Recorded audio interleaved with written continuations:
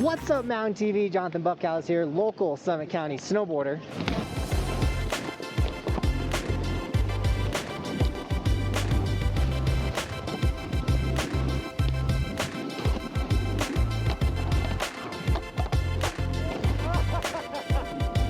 So right now on the mountain, the colder temperatures are sticking around, so still rock your full-blown winter gear when you come out here. Obviously check the weather, but those springtime March conditions could pop up at any moment, and we'll be riding slush before you know it. So when it comes to hitting the runs, they're still firm, they're still hard. When it comes to the park, they're still firm, it's still hard. So don't go send it yet, because the send it time is almost here. What's going on in town? Now, let me tell you.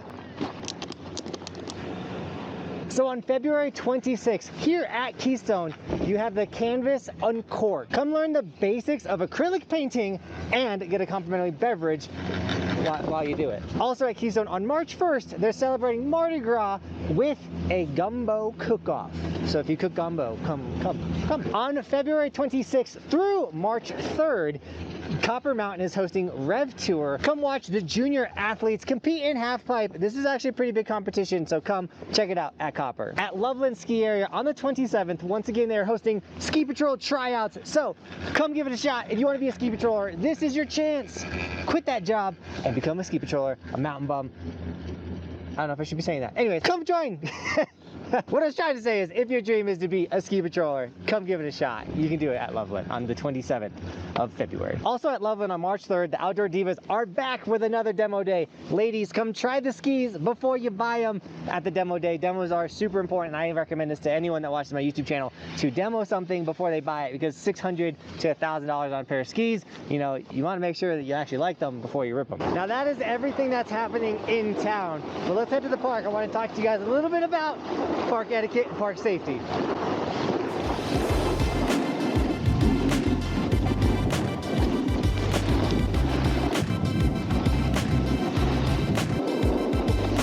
All right, we just made it to Area 51. Now, obviously, everybody wants to come into the terrain park. Everyone wants to ride in here because this is where the fun stuff is. This is where the jumps are and the rolls and all the cool stuff. But we got to make sure if you're going to come in here, you're going to be safe, because you can really get hurt, or you can get your kid hurt, and we don't want to have that on the mountain. So first thing is, know your limit. How good are you? Are you a beginner? Well, to the right of me is the beginner area. Take your kid to the beginner area, or yourself, because they got small boxes, small rolls, small jumps. The likelihood of you getting hurt in there is so much less than if you come into the big boy park, where the rolls can send your kid 15 feet if he's going too fast over it, or if you take one of the wedges and you didn't know how big the jump was and you fall 5 feet to kaplop and double eject and roll down the hill. We don't want that. So know your ability. 2, in the park, for some couple etiquette things. 1, the person standing up has the right of way to drop. So if you want to drop a jump, you want to hit a rail, and you're sitting on your butt, anyone that's coming into the park or going up to the jumps is going to think that you're not hitting it. So if you want to hit the jump, stand up, and then people are going to know you want to hit it. All right, we're about to go do a big no-no here in the park, and we call that side jumping. I'll show you what it is.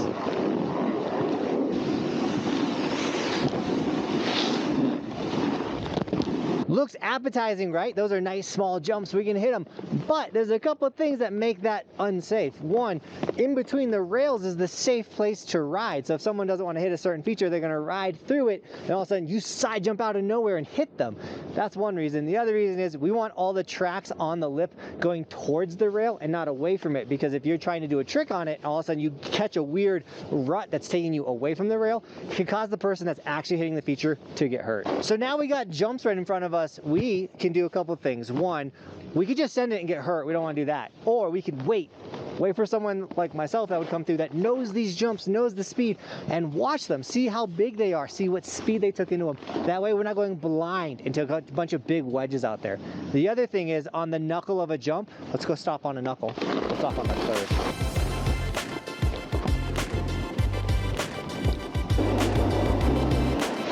This is a knuckle, the landing part. The rolls, the things that most skiers and their families want to ride over. This is the knuckle. There are a couple rules here that you want to abide by. One, never go into the landing of a feature. So if you're on this knuckle and you're going to ride down, never cut to where the wedge is of the jump. Also on rails, just because you rode past the rail doesn't mean you can't go into the landing area of the rail. So never go, obviously, like would be my left, into front of the feature. Also on the note of going into the landing, you never want to sit behind a knuckle because people coming down can't see you. So if you kind of think that it's a good spot to sit right there, you sit there, everyone above you can't see you, they're going to land on top of you. Two, if you're going to stand on the knuckle, try to stand as far to the side as possible because people will actually do tricks off of them, but also someone can want to bail or something, and if you're in the position that I'm actually in right now, it's kind of a bad spot. And then lastly, if you want to send your kids over these nice big rollers, just make sure they are going slow, because if you take some speed into these, you could literally send them to the moon. With all that, we're going to end the park etiquette here just because there's so much to talk about, but I don't have a ton of time to talk today about park etiquette. But if you go to my YouTube channel, because I make daily YouTube videos, I have a full-blown video on park etiquette that covers it. It's kind of one of those like know before you go, especially if you're a dad with some kids, like you don't want to get your family hurt. So once again, I'm Johnathan Buckhouse, and I host a daily YouTube channel covering park etiquette, safety, how-to tricks, daily vlogs, travel, so much. So go check out my YouTube channel. And with that, Mountain TV, thank you so much for shredding with us today. And as always, thanks for watching. Keep evolving. We'll see you next week with another video, another episode.